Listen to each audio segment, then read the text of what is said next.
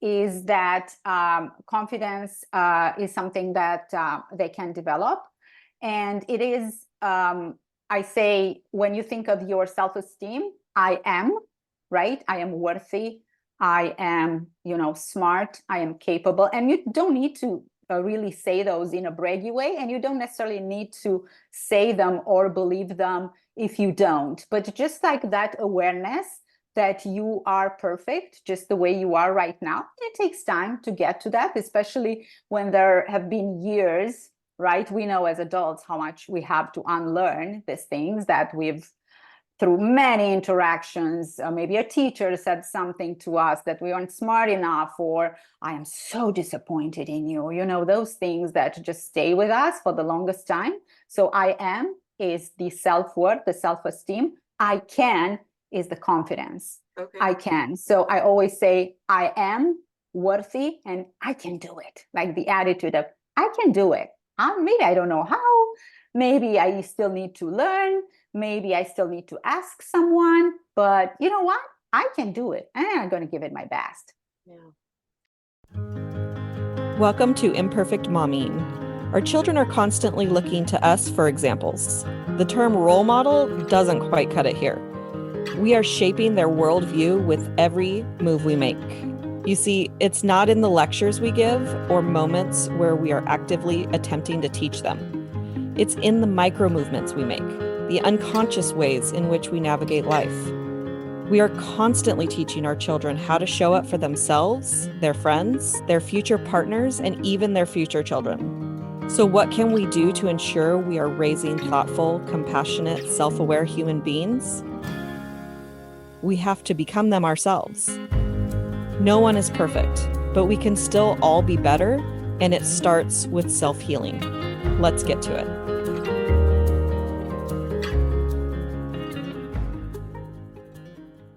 Welcome back to Imperfect Momming, and we have a very special guest today, Delia Rusu, and she is the confidence coach for children. So I'm super excited to talk to her. Welcome to Imperfect Momming. Thank you so much, Alicia. It's such a pleasure to join you today and to have this conversation, because I really want to spread and share the message of how we can teach our children to become more confident. And confidence is a skill that kids can learn while they're young, and they can get access to resources and concepts that are taught for their own age and development stage, so they can understand. And I'm just very excited to be here and share about that with your community. Awesome. I'm really excited. And what's funny is we had a confidence coach for moms a couple of episodes ago. Did you happen to catch that one? I did. I was like, this is right up my alley. This is awesome. Yeah, maybe we need to connect you two, and then you guys can make magic in the world. I would think so. Yeah. So my personal belief, and you can agree or disagree, I have no attachment to it, but my personal belief is that we come into the world with 100% confidence. And as we get older, we have less and less because stuff happens. Yeah. So you're nodding, so I'm agreeing. I'm assuming you're agreeing. So yes. Tell me, I'm sure we all kind of know what happens, but let's kind of break it down. We have our confidence. In fact, there's a study that 90% of children, when they enter school, have high self-esteem or high confidence. Mm-hmm. Also, that's another question. Are those two the same or different to you? And then when they're leaving high school, it's flip-flopped. So 10% have confidence and / or self-esteem, and 90% don't. Yeah, I believe it. I didn't know the exact numbers, but totally believe it, and in agreement with you 100%. So really what happens is that somehow we don't teach the mindset skills for confidence, happiness, and success. This is my tagline. This is all that I'm about. children in school. I was actually listening just recently to another podcast, and it was the same discussion about how we teach kids to do really well academically, do really well in sports if they're talented, do really well playing instruments, singing, dancing, all these other things that we really sometimes push them to pursue, but we do not teach enough of the mindset skills that can really help them develop confidence and self-esteem. They're different. and get them to understand that they can practice confidence just like any other skill, and can feel better overall in life. But in school, unfortunately, the interactions that happen between kids, between teachers and children, the things that they learn in school are not nearly enough. And I know this change is happening, and the more the educators and coaches and counselors and teachers are becoming more aware of how important it is to teach kids these skills and to encourage and empower them, I know that future generations are gonna be much better than we started. But I didn't know about all these concepts when I started to, because I haven't gone through my spiel of how I've decided to become a confidence coach for kids. But I didn't know the skills that I teach now. I didn't know 10 years ago. I've been a confidence coach for 8 years now, but 10 years ago, I had no idea that, this is something that you can teach, and this is something that our kids can get access to and feel empowered and their confidence improve. And yeah, it's a domino effect. And the more we do this for them, the better our world is going to be. Absolutely. You connected some dots for me, because in my coaching community, we talk a lot about person versus performance. So we connect our self-worth to how well we perform. And so you kind of put some pieces of the puzzle together for me, where we're good at academics, we're good at sports, we're good at an instrument.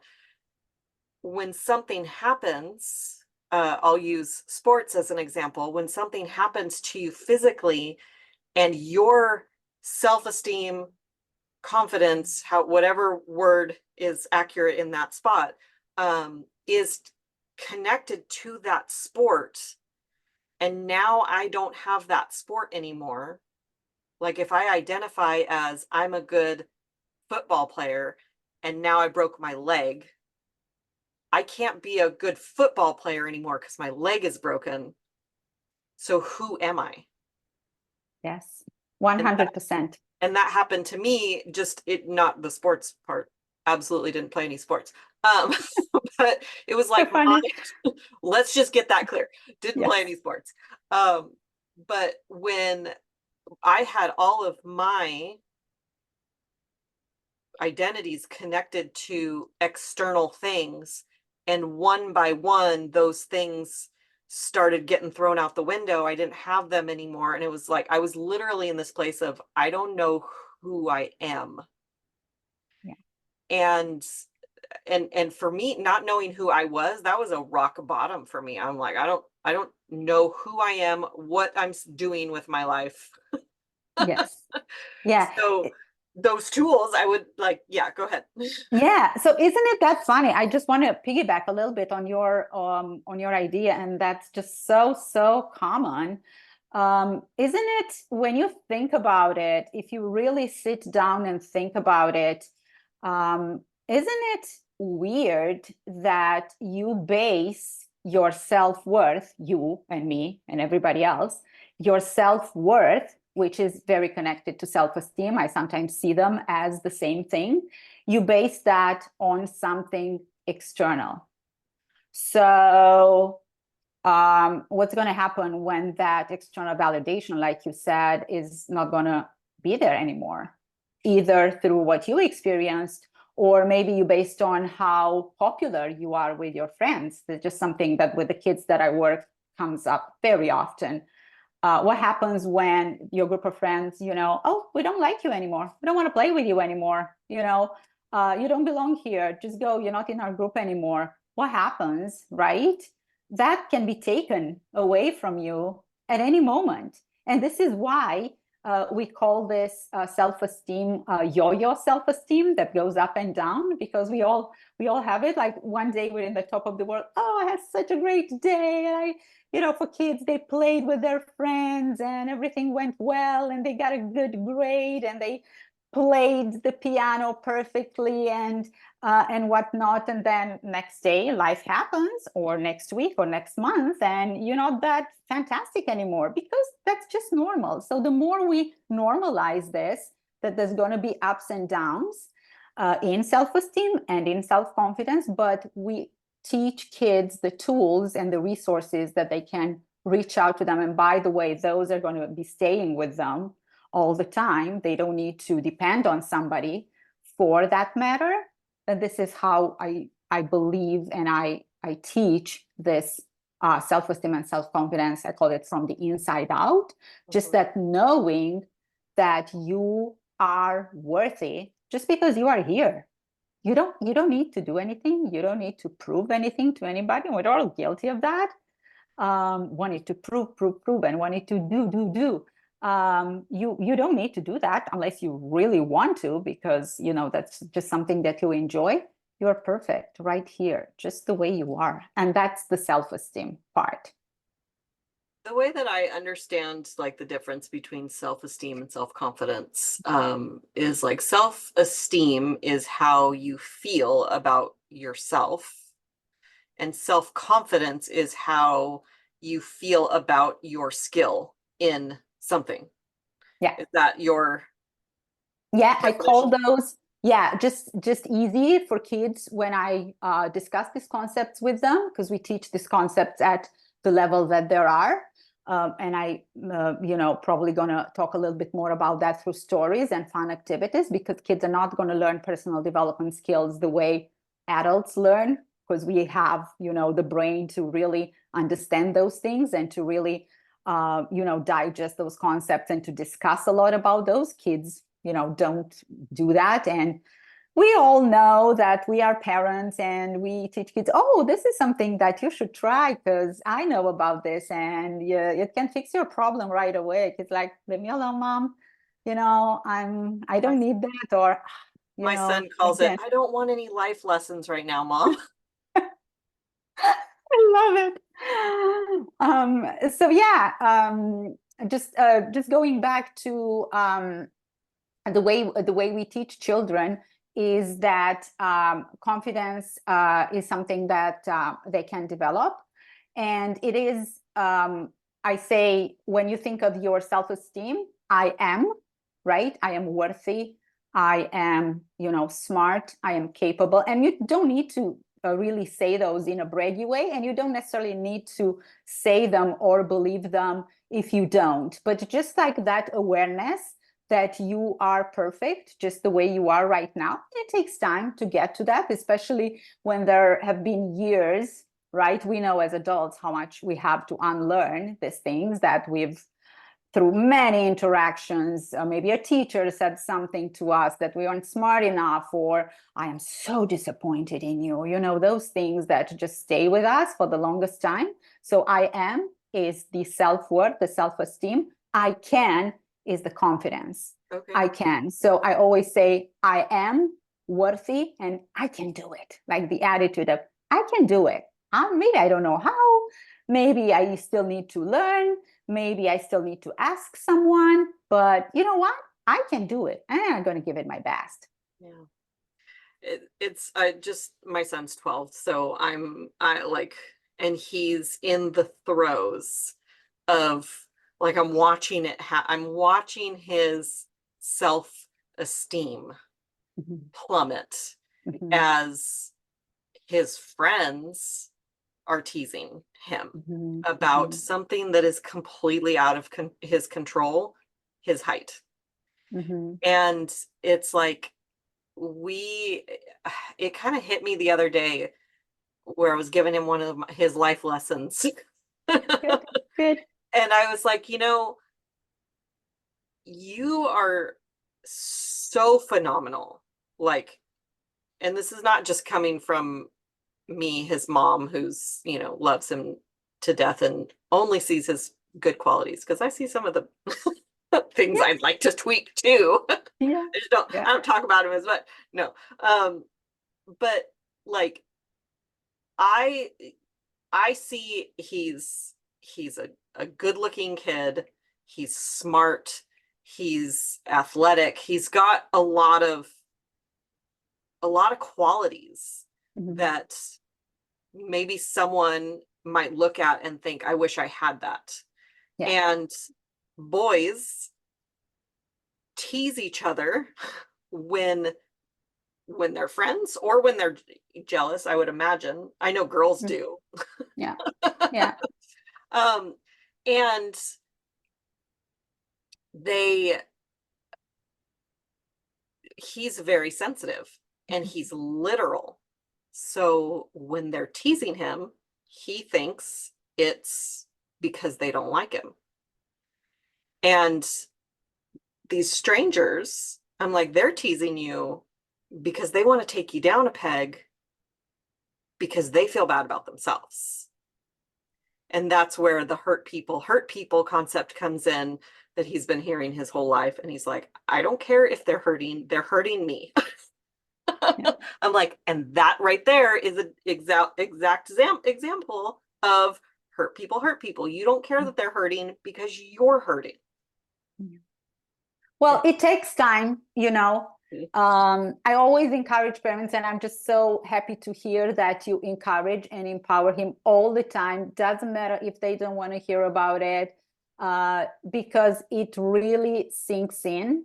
I'm always gonna, you know, tell about my story. So when I started as a wisdom coach, an adventures in wisdom coach, because this is the system that we use, the curriculum that we use to teach children all the mindset skills, from how their mind works. We go through all the responsibility, integrity skills, but we teach responsibility as being responsible for your own life, stuff that many adults haven't mastered yet. So just knowing that you are responsible for your feelings in this case, that's why, you know, it's you can, you know, you can, in time, you can learn to control your feelings. You can learn not to care about that. Sure, it's not going to come right away, but it is your responsibility, because you are the person that you are with you, and you will be with you for your entire life. You're your best friend. That's what I tell kids. You are your own BFF. And then we teach all the self-esteem part, the Me Power program, we call that. Then we teach the managing mistakes and failure, which is a huge one as well, that can have like a toll on self-esteem. Just teaching kids that mistakes happen. You move on. If you need to, you know, say something, or you need to say sorry, you need to fix something, you need to pay for something, whatever that is, you move on, because you are still worthy. You are still a wonderful person, just the way you are. You just made a mistake. And then we teach them to dream big. We teach them to dream as big as they want, because the universe is there for them. And are they gonna, you know, all wanna or become astronauts or presidents, like many of the kids in my programs want when they're 6, 7, 8? Absolutely not. But why would I tell them, oh, don't do that, oh, don't think of that now? No, that's just not possible. Because guess what? When they're going to actually have a goal that they're perfectly capable of reaching it, all they're going to hear is like, but don't, you know, but I don't think that's very realistic, but that's going to be hard. Do you really want to do that? And so, yeah, with this system, we just teach kids that the mindset is just the most important thing that they have for life. And I think even well-meaning parents say things along the lines of, well, you should have a backup plan. Mm-hmm, mm-hmm. And And that's okay. what's right underneath that is, because you're going to fail. Yeah.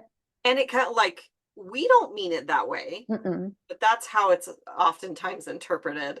And we say it because we love them and we want them to not struggle and Yeah. not have trouble, right? Like we Yes. want them to have a easier life. We don't want them to, you know, be a starving artist, and I'm using air quotes. We don't want, you know, so Yeah. we want them to have a real job, backup plan. And if they don't have any, I mean, we come out of the chute like knowing we can do anything until well-meaning adults tell us that we can't. Yeah. Yeah. That's exactly right. That's a lot of times this is what I see with my clients. But I say dream big, and, you know, make it happen. And you know what? They're gonna think about their dreams. They're gonna think about their goals. But don't tell them that they can't do it. Don't think of that. No, it's, you know, dreaming is free. Last time I checked, yes. So Yep. why not? So yeah, so just going back to when I started, I was looking actually for development, a personal development program for children. My daughter is the youngest, was studying middle school, so all that self-esteem was starting to, you know, dip. It wasn't that great anymore. My happy, you know, confident kiddo who was just like, you know, jumping all the time and all excited, you know, I started not to see that anymore. My oldest was starting high school, so that in itself is a huge change and lots of challenges with that as well. And I was on my own personal development journey as an adult, and I was like, there's gotta be something for kids, but I can't explain, I can't give kids this books that I'm reading. I can't give it to them. They're not gonna understand it. So I just discovered this program, which is, like I said, based on stories, fun activities, and things that kids can relate to. What our children don't want to is to be lectured. I'm sure you know that. Is to be told, do this, do that, and stay here and listen to me. And these stories are exactly that. We don't put kids on the spot. We read a story that's about somebody else. It has nothing to do with you. But when you listen to the story, you might just discover some things that apply to your own life. How cool is that? And a lot of time, kids, I ask them, has this ever happened to you? No, no, no, no, never happened to me. Some kids like a little bit harder to dig through and share. It obviously takes time for them to trust and do that. But some kids might just say, oh, this actually didn't happen to me. Happened to a friend of mine. And it's cute because sometimes it's actually their way of saying that it happened to them. And I wish I knew that. Now I know what to tell my friend to do when he's in a situation that is like peer pressure, you know, bullying, those kind of things that we also teach in the program. And with my own daughters, you know, empowering them all the time, telling them about this. I went through them with the program with them, and they're now young adults. And what do you know? They still know the stories right now. Just the other day, I was a little bit down in the dumps because this happens to everybody. And one of my daughter was like, Mom, aren't you a little bit of a victim victor right now? This is one of the stories that we are reading. I'm feeling a little bit too sorry for yourself. It's like, touche. Right. So yeah. You hate it when So they throw it back in your face. I know, but that's what we want. And this just showed me how powerful this thing was at a time where they were like, okay, whatever, let's read the story, let's hear what that is about. But if we reach children even younger, 6, 7, that is just the most amazing thing, because they like gradually get access to this information and they understand it, and it's life-changing. It's life-changing. I really love all of that. Like it's the younger you can get them started, the better. And yeah. Is there a piece of advice that you want to give to moms? So I've been thinking about this. I think the most important, I think, piece of advice is that treat, it's going to sound a bit harsh, treat your child as a human being. So really be respectful, just as you would do with a good friend of yours. They're kids, but they just need the exact, they need love, they need appreciation, they need respect. So they develop their own self-respect. Please be mindful. Work on yourself. If you see, we know, and I know you had many guests in your podcast, Alicia, that were talking about how when we heal ourselves, and I know you were a big proponent of the idea, when we heal ourselves, when we work on ourselves, we give out the energy to our children. They feel it, then they just grow and they develop with this energy. So this would be my advice, like really look at ways in which you can work on yourself. Don't be so, I would say, worried and focused on fixing your child. Look at ways in which you can improve yourself. I don't want to say fix, nobody's broken.